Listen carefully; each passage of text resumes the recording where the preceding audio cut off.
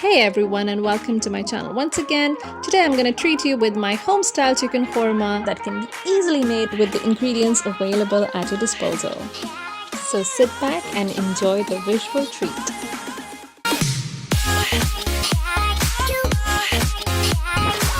So let's quickly glance at the masalas that I've taken. I'm going to give you the quantities of each as I go in with them. But right now I just want to mention the garam masala I'm going to be using for the korma is going to be homemade. It's about 1 teaspoon of shahzira, 2 cloves, 3 pods of cardamom and 1 cinnamon stick. And I've also taken about 7 to 8 almonds and 3 to 4 cashew nuts, and I've dry roasted them and made them into a fine powder. So for korma I've taken about 1 cup of oil. Oil is one of the main ingredients of kormas, so it has to be a little more than what we usually take for our other curries. And then in goes about 2 sliced medium onions. Adding salt helps in frying the onions faster as it helps in releasing the moisture out. Okay, one pro tip: when you're frying your onions, never pick up a phone or get into a chit chat. While I was casually chit-chatting with my husband, this bad boy started browning up so quickly that I literally just saved myself from this potential disaster. So I'm gonna quickly take this out and spread it out on a plate so that the heat diffuses and the browning stops immediately. Okay, now after straining the oil and bringing back to the counter, I've added some whole spices in it and have gone in with the chicken. And now, as you can see, the pot is chock-a-block with chicken, and I literally have to find space to start maneuvering the chicken. It's so tight, it's going to be a tough job, and I have to be extra careful. Another pro tip: when you're making chicken korma, take a bigger vessel. Because this chicken is about 1000 grams, it's going to take not more than 20 minutes to cook. If you're cooking a chicken that weighs more than 1200-1300 grams, then make sure to cook it for about 30 minutes so that it's perfectly cooked. Now I'm going to just keep turning and tossing the chicken so that it's well sauteed and has a light sear on it. Okay, so now I've sauteed the chicken for about 5 to 10 minutes. I'm going to start adding the spices.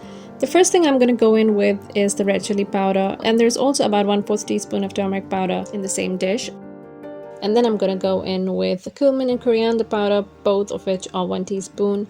And then salt according to taste. I've put 1.5 teaspoon. I'd also added salt when I was frying the onion, so we have to take that into account as well. And then about 2 tablespoons of lemon juice. And then I'm going to go in with the homemade garam masala.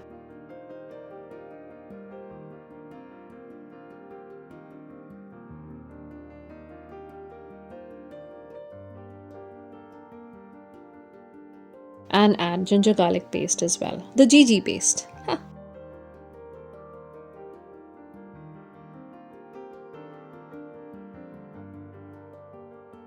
And now I'm going to just cover it and let it cook for about 10 minutes so our chicken becomes nice, juicy and tender and absorbs all the delicious masalas while I prepare the magic mix.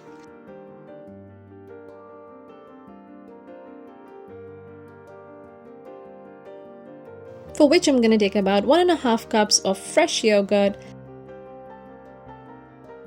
I'm going to go with a few green chilies as well. You can also go in with about 5 or 6 if you want more heat. And then remember our old buddy, the fried onions? They go in as well. Okay, now ideally I would add the almond and cashew powder that we made earlier. I forgot doing that. Okay, so I'm going to go in with it later. And now I'm going to go and quickly grind this up and bring it back to you. This paste itself is so delicious, I could literally lick it off the bowl.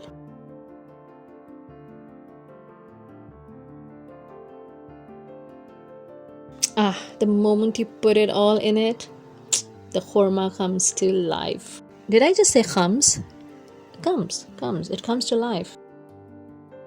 Remember our forgotten friend?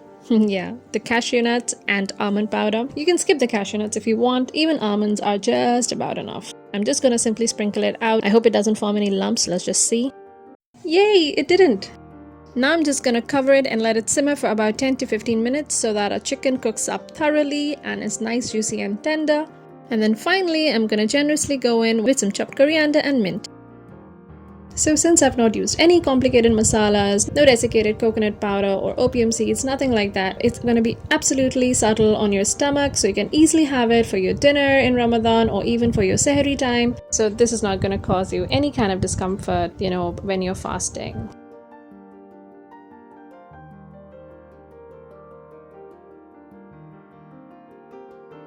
You know, a fun fact, every household in Hyderabad makes chicken korma, but every household has their own unique version. It's funny because we Hyderabadis are really passionate about our chicken kormas and we really own up to it.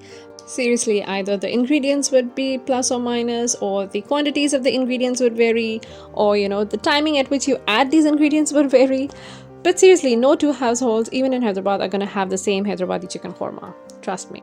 And so when you know it is a chicken korma at a party, you know it's a delightful treat anyway. So alhamdulillah guys, the korma is ready and I'm gonna garnish it with some lemon wheels and I'm gonna go and enjoy it with my family. Please do try this recipe out and do tell me in the comment section below how it turned out for you. This is really a home style chicken korma. #comfort, #convenient food. Thank you so much for watching. Until I see you next time, stay safe and stay connected.